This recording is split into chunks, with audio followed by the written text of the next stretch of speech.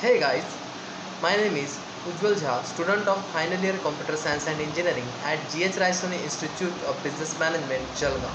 Our major project topic is IoT based home security and home automation system which were developed under the guidance of Ms. Sheetal Jadhav. We are total 4 members in our group, Ritika, Srishti, Tejaswini and me.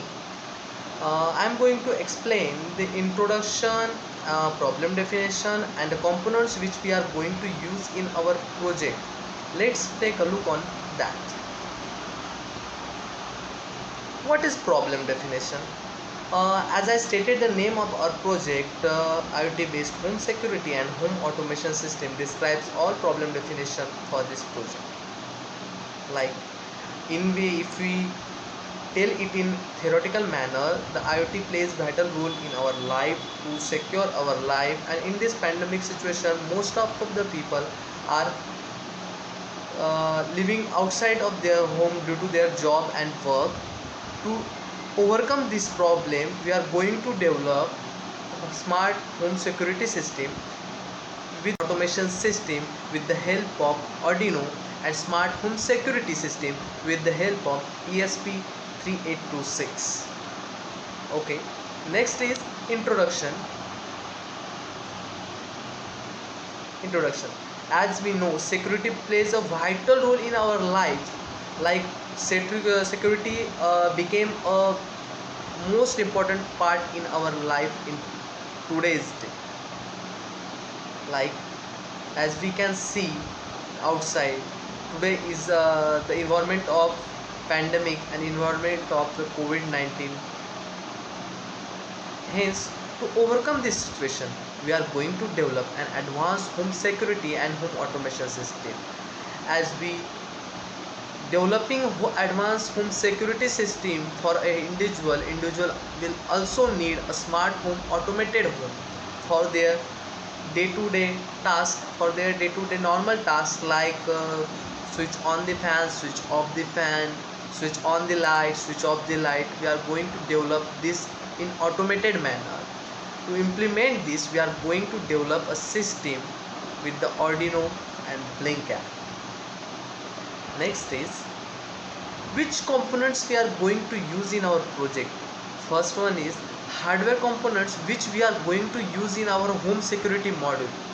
The components are ESP3232 port, fingerprint sensor, solenoid door, hex keypad, OLED display, 5V relay, BC547 transistor, 330 ohm resistor, 1N4007 diode, 12V 1A power adapter. In second module, hardware components which we will going to use in our home automation are ESP32, 5V 2A power adapter, 5V relay, 1N4007 diode, 330 E resistor, BC547 transistor and 2-pin screw terminal. This is the components which we are going to use in our two modules. Hello guys, I'm Tejaswini Mohanvasane and now I am going to explain the architecture of home security. So in this architecture, we are using ESP32, a fingerprint sensor, solenoid door lock, X keypad, OLED display, 5V relay, BC547 transistor, 330 ohm resistor, IN4007 diode, 12V, 1 amplifier power adapter. At first, we are connecting a fingerprint sensor to the D21 port of ESP. Then the hex pad will be connected to the other ports like D13, D12, D14, D27, D26, D25, D33 and D35 respectively. Now the BC547 transistor to D23 with ohm resistor is connected. Now the connection of door lock is done. So this is the architecture of home security. Now the architecture of home automation. So this is the architecture of home automation. So in this architecture we are used the ESP32 5V relay, 2 amplifier power adapter, IN4007 330E register, PC547 transistor, 2-pin screw terminals, connector and buzzer. In this architecture, we have used the 5-volt 2 amplifier power adapter, which is sufficient for providing the power to relay. In the circuit diagram, we have shown the connection of relay with ESP32 and also attached one buzzer at D5 pin, which will give feedback of internal connectivity. So this is the architecture of home automation. Now the next is the data flow diagram of architecture of home security. Actually, what is a data flow diagram? The data flow diagram is represent a flow of data, and it also provides information about the inputs and outputs of each entity and the process of itself. A data flow diagram is a way of representing a flow of data through a process or a system. So this is a data flow diagram of home security. So in which the system is start and we are choose the fingerprint or the hex. When we are choose the fingerprint, then it is go to the fingerprint is correct or not. It is check the fingerprint is correct or not. When the fingerprint is correct, then the door is open. Otherwise, we are using the hex keypad.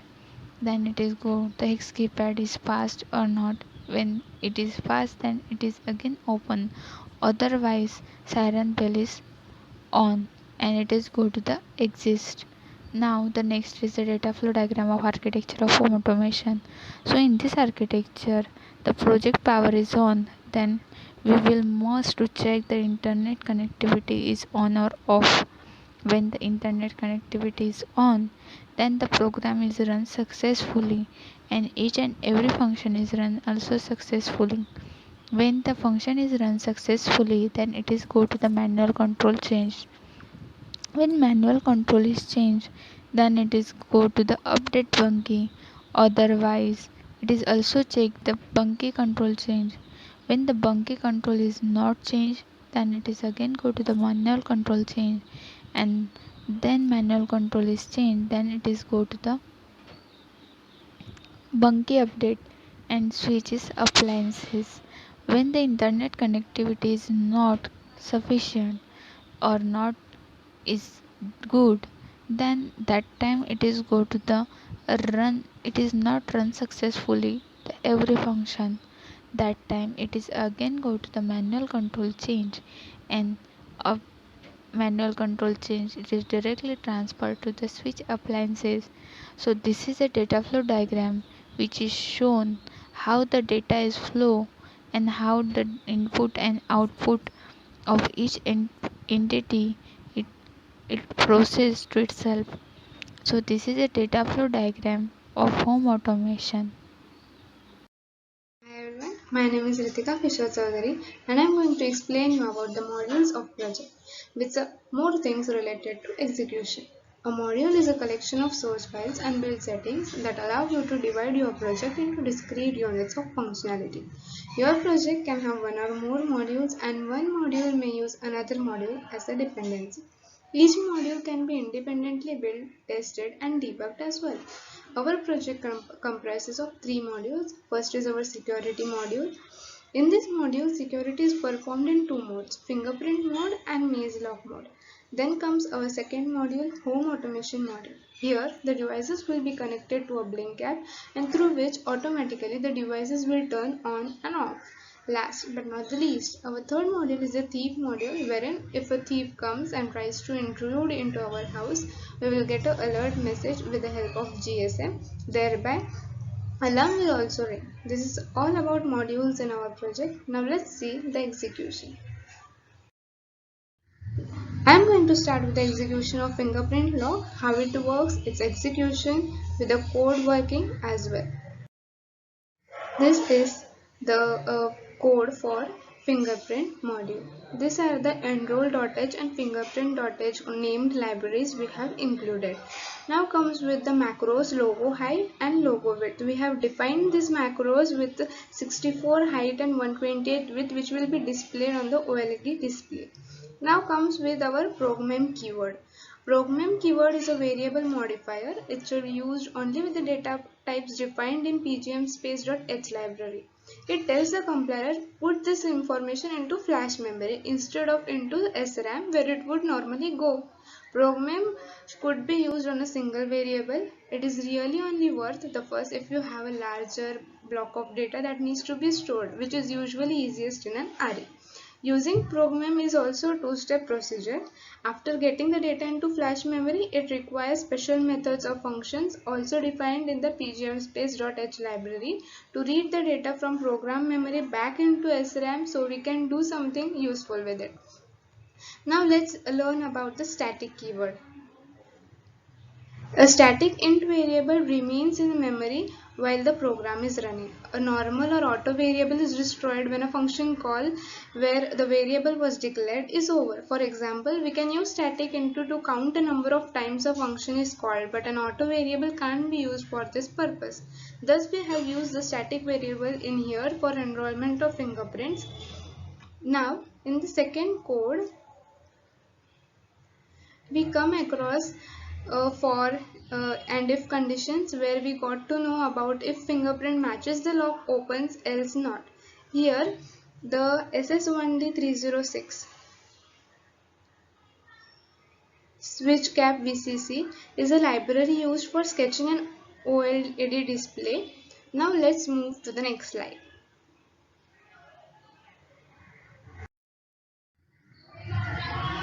This is the default mode of the system. As soon as you turn on the device, it will first try to get connected to the router with the Wi-Fi credentials. If the router is nearby, it will get connected to it. Otherwise, it will jump out of the loop after 10 seconds. Then the device lands up in the fingerprint mode. In this mode, we can unlock the door by placing the registered fingerprints on the sensor. A small fingerprint icon on the display reveals that the system is in the fingerprint unlock mode and it's waiting for the valid fingerprints. If the valid fingerprint is detected, it will unlock the door for 3 seconds and will lock the door again. Now there are two conditions. If this device has a proper internet connection, then it will register the attendance of that person to the Google Sheets with the help of IFTTT and you will see registered on the screen. And if the device don't have proper connection, it won't register the attendance and will go back to the initial stage after printing not registered on the screen. This is from my side. Thank you so much. Hello guys, my name is Srishti Gopazope and I am going to explain maze lock mode. This is the code of maze lock mode. And what is maze lock mode? So, we program this mode specially for the guest visiting the house. Now we can't find everyone's fingerprint in the system, and for that we designed the mode in which a person can unlock the door by entering the secret password. To go to the maze lock mode, you need to press and hold the button A on the keypad. After that, you can enter the secret code 1234, which you can change according to your choice in the code, and press the hash button to the enter code. The system will recognize the code will unlock the door. Here also the attendance will mark if the device has active internet connection, but for this mode the attendance will be marked with a fixed ID 200 as the fingerprint sensor can store only 128 unique fingerprints.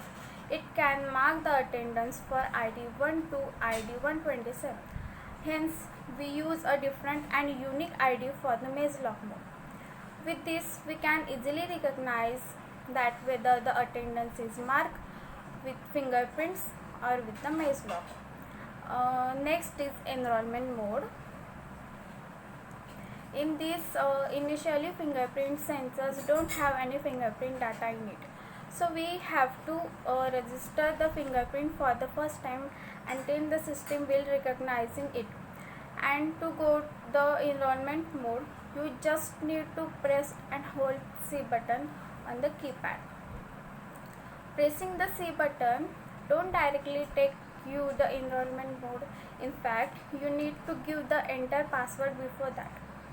This security level was necessary to add, otherwise anyone can enroll the fingerprint and can open the door.